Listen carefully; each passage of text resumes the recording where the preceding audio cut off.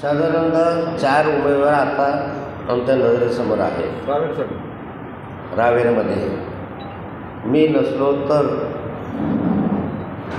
रवींद्र भैयांचं नाव एक पुढे आलेलं होतं. रवींद्र भैयांनी त्याला नकार दिलेला आहे. नंतर अतुल पाटील जे आहेत रावेरचे नगराध्यक्ष, आपल्या यावलचे नगराध्यक्ष, त्यांनी पण इच्छा व्यक्त केलेली आहे. प्राध्यापक प्रिन्सिपल राणे काय ना करून त्यांचं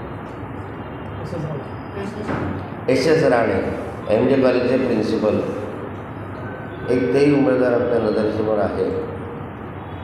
नंतर शरीफ ठेकेदार जो रिलायन्स ग्रुपचा जो मॉल आहे ना भुसावळला, ज्या मोहल्ल्यामध्ये एक मुस्लिम उमेदवार, एक छत्तीसगडचा इकडचा ठेकेदार आहे, मोठा ठेकेदार आहे, नगरसेवक वाटतो. आणि काय तुम्ही अजूनही पालकत्वाची वाट पाहताय? 95,000पेक्षा अधिकच्या कुटुंबाचे आयुष्य आनंदाने भरले आहे. आजच कॉल करा आणि मिळवा फर्टिलिटी ट्रीटमेंटवर सूट आणि सर्वांना द्या आनंदाची बातमी. त्याने पण इच्छा व्यक्त केली की मला जर उमेदवारी दिली मी पण लढायला तयार आहे. आणखी काही 2-1 नाव बाहेर फक्त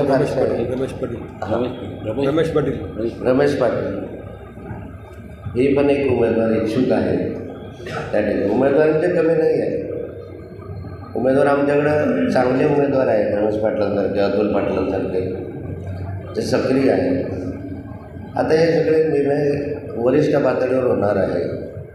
त्यामुळे या निर्णयाच्या अनुषंगानं जो काही निर्णय होईल, पण पहिला क्रमांक मीच आहे. मग नंतर म्हणजे मी विचारून घेतलं बरं त्यांना आधी, म्हटलं माझी तब्येत जरी चांगली नसली तरी शेवटच्या क्षणापर्यंत माझ्या उमेदवाराचा विचार पक्षाने करावा. आणि कार्यकर्त्यांना मी विनंती केलेली आहे की ही निवडणूक कार्यकर्त्यांनी लढवावी. मला फारसं फिरणं शक्य जरी नाही झालं तर अशा जर वेळ आली शेवटच्या क्षणाला तर मी नसलो तर हे उमेदवार आहे. आम्ही ताकदीनं पक्षाच्या बाजूला उभे राहू. समोर कोण आहे याची चिंता न करता पक्षाच्या बाजूला, उमेदवारीच्या बाजूला उभे राहू. आपलं तुतारीवाला माणूस निवडून आला पाहिजे असा आमचा प्रयत्न राहील. आणि त्यामुळे माझ्यासमोर भाजपचा उमेदवार कुणीही असला तरी आमची ताकद लावू आणि आमचा उमेदवार कसा निवडता येईल याच्यासाठी प्रयत्न करू.